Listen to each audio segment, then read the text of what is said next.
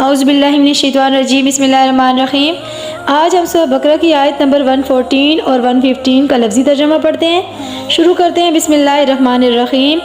وَلِلَّهِ الْمَشْرِقُ وَالْمَغْرِبُ، اور اللہ کے لیے ہے مشرق اور مغرب۔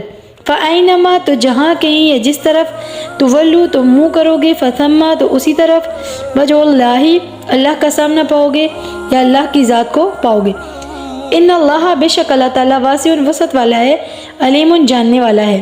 وقالوا، اور انہوں نے کہا، اتخذ اللہ، بنا لیا اللہ نے، ولدن بیٹا، سبحانہ پاک ہے وہ، بلکہ لہو اسی کے لیے ہے، ما جو فی السماواتی آسمانوں میں ہے، والارض اور زمین میں، کل سب کا سب، لہو اسی کے لیے، قانتون زیر فرمان ہے یا فرما بردار ہے۔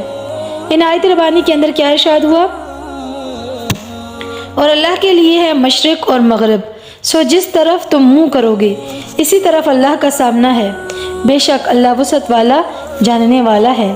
اور انہوں نے کہا اللہ نے بیٹا بنا لیا ہے، وہ پاک ہے، بلکہ اس کے لیے ہے جو آسمانوں میں ہے اور زمین میں ہے، سب اسی کے زیر فرمان ہیں۔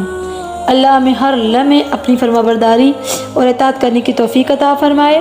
اللہ رب العزت ہمیں ہر روز قرآن پاک پڑھنے کی اور سننے کی سعادت نصیب فرمائے، آمین۔